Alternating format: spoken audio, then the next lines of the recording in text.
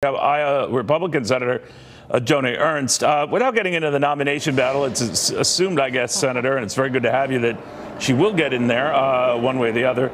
But these battles are such Herculean ones, and they're no longer like the votes they used to be. I mean, everything is a fight, even in the case of Mr. Pompeo at State and what have you. What is going on? Well, Neil, I think it's hyper-partisanship at its best.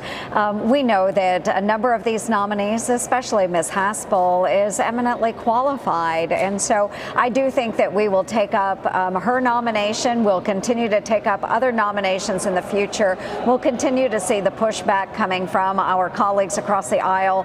It shouldn't be this way. It shouldn't be this way. I do believe our president needs to have these positions filled, and he is the president, and he should be able to have those in these levels of authority that he deems necessary. You know, there was some concern, Senator, when you talk about this president and managing to help get these hostages released from North Korea. They're en route now to the United States. That might not happen, that after turning away from the Iranian deal, that the North Koreans might say, well, we can't trust the Americans to stick to any agreement. Why should we stick to this one to release these hostages? They didn't do that. What did you think of that? I think quite the opposite. I do think that we are sending a very clear message to North Korea to keep itself straight, or we will come after them. So we see this with Iran as well. And when the president pulled out of that agreement yesterday, we have to remember that this is not an agreement that was signed by United States Congress. This was an agreement that was a very bad deal from the beginning, that was put into order by President Barack Obama. He was the one that entered into the agreement with Iran and the other members of that JCPOA. So I think that our president had every authority to pull out of it. It was a bad deal. We can do better, and we should do better for the American people. Do you think whatever the president comes up with or is able to cobble together should be handled as a treaty agreement, one that needs the muster and the approval of Congress?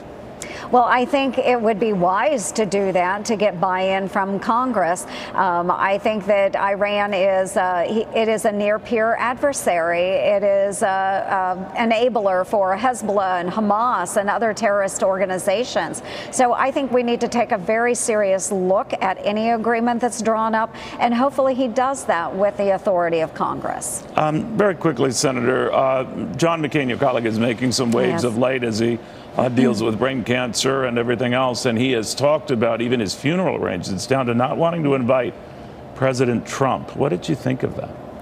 Well, it is, of course, entirely up to Senator McCain, and I admire him very much. He is known as the Maverick, and he will continue to be known as the Maverick.